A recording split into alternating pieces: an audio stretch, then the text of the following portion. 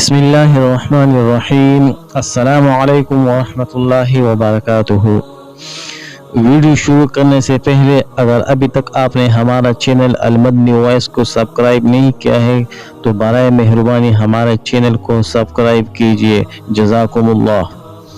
جنگی جمل کا ناگہانی واقعہ۔ حضرت سیدنا عثمان غنی رضی اللہ تعالیٰ عنہ کی شہادت کے بعد ام المؤمنین حضرت سیدنا عائشہ صدیقہ رضی اللہ تعالیٰ عنہ نے قصاص کا مطالبہ کیا اور اس دوران بصرہ تشریف لے گئی اور بصرہ پر آپ رضی اللہ عنہ کا عملی قبضہ ہو گیا۔ حضرت سیدنا علی مرتضی رضی اللہ عنہ کو جب بصرہ پر ام المؤمنین حضرت سیدنا عائشہ صدیقہ رضی اللہ عنہ کی قبضہ کی خبر ملی تو آپ رضی اللہ عنہ نے محمد بن ابوبکر اور محمد بن جعفر رضی اللہ عنہ کو ایک خط دے کر حضرت موسیٰ اشعری رضی اللہ عنہ کے پاس بھیجا اور ان سے جنگ کی صورت میں بھرپور تعاون کا وعدہ لینا چاہا۔ حضرت ابو موسیٰ اشعری رضی اللہ عنہ حضرت سیدنا علی مرتضی رضی اللہ عنہ کا پیغام ملنے کے بعد ان کے ساتھ تعاون کرنے سے انکار کر دیا اور کہا کہ جنگ کے لیے نکلنا دنیا کی راہ میں اور بیٹھے رہنا آخرت کی راہ ہے۔ حضرت موسیٰ علیہ السلام حضرت ابو موسیٰ اشعری رضی اللہ عنہ کا موقف کوفہ والوں کا موقف تھا۔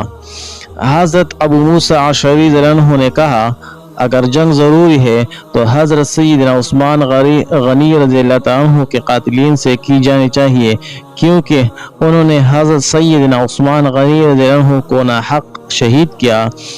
حضرت محمد بن ابوبکر اور حضرت محمد بن جعفر رضی اللہ عنہ واپس پہنچے اور حضرت سیدنا علی مرتضی رضی اللہ عنہ کو حضرت ابو موسیٰ اشعری رضی اللہ عنہ کے موقف سے آگاہ کیا۔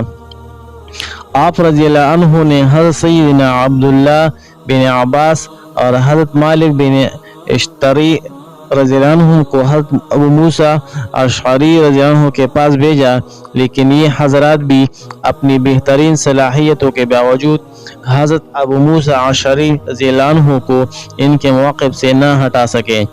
حضرت ابو موسیٰ اشعری رضی اللہ عنہ کا ایک ہی موقف تھا کہ جب تک یہ فتنہ ختم نہیں ہو جاتا میں خاموش رہوں گا۔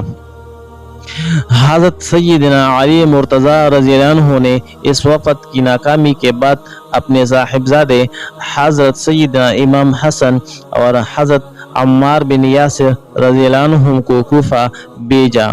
جب یہ دونوں حضرات کوفہ پہنچے تو حضرت ابو موسیٰ اشعری رضی اللہ عنہ کوفہ کے جامع مسجد میں لوگوں کے اجتماع سے خطاب کر رہے تھے اور فرما رہے تھے کہ حضور نبی کریم صلی اللہ علیہ وآلہ وسلم نے جس فتنہ کی پیشن گوئی کی تھی وہ آ چکا ہے، اپنے ہتھیار ضائع کر دو اور گوش نشینی اختیار کر لو، کیونکہ حضور نبی کریم صلی اللہ علیہ وآلہ وسلم نے فرمایا تھا کہ اس موقع پر سونے والا بیٹھنے والا چلنے والے سے بہتر ہے۔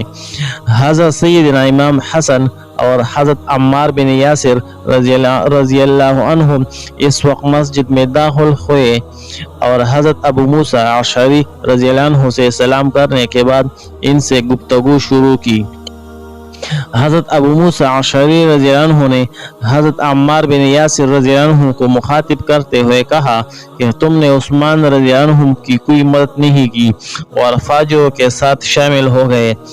حضرت عمار بن یاسر رضی اللہ عنہ کو یہ سن کر غصہ آ گیا۔ حضرت سیدنا امام حسن رضی اللہ عنہ نے ان دونوں کی مداخلت کرتے ہوئے فرمایا لوگوں نے اس بارے میں ہم سے کوئی مشورہ نہیں کیا سوائے اصلاح کے، ہمارا کوئی مقصد نہیں اور امیر المؤمنین اصلاح امت کے کاموں میں کسی خوف نہیں کھاتے۔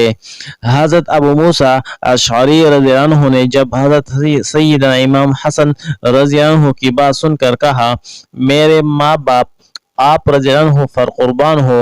آپ رضی اللہ عنہ نے درست فرمایا، مگر تمام مسلمان آپس میں بائی بائی ہے اور بائی کا خون و مال حرام ہے۔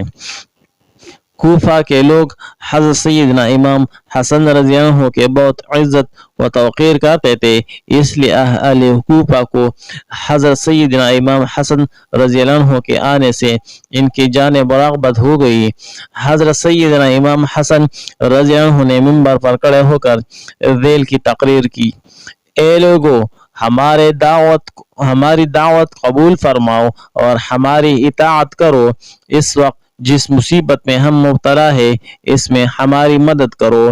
امیر المؤمنین کا فرمانا ہے کہ اگر ہم مظلوم ہیں تو ہماری حمایت کرو، اور اگر ہم ظالم ہیں تو ہم سے حق وصول کرو۔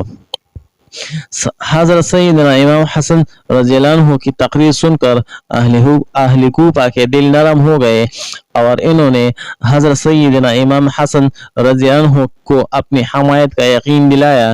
چنانچہ علی صبح قریباً 9,500 لوگوں کی ایک جماعت حضرت سیدنا امام حسن رضی اللہ عنہ کے ہمراہ ذی وقار پہنچی، جہاں حضرت سیدنا علی مرتضیٰ رضی اللہ عنہ اپنے لشکر کے ہمراہ قیام پذیر تھے۔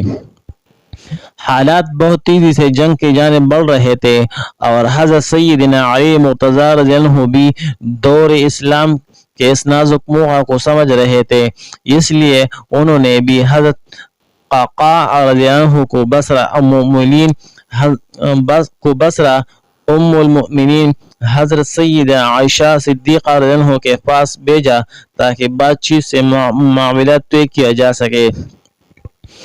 حضرت قعقاع رضی اللہ عنہ بصرہ پہنچے اور ام المؤمنین حضرت سیدہ عائشہ صدیقہ رضی اللہ عنہ کی خدمت میں حاضر ہو کر ان کا موقف سنا۔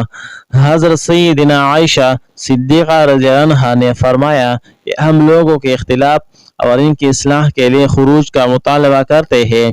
ہم چاہتے ہیں کہ قاتلین عثمان رضی اللہ عنہ سے قصاص لیا جائے۔ اگر ایسا نہ کیا گیا تو قرآن مجید کی تعلیمات کے خلاف ہوگا۔ حضرت قعقاع رضی اللہ عنہ نے حضرت زبیر بن العوام اور حضرت طلحہ بن عبید اللہ رضی اللہ عنہم کا موقف جاننے کی کوشش کی تو انہوں نے کہا ہمارا بھی وہی موقف ہے جو ام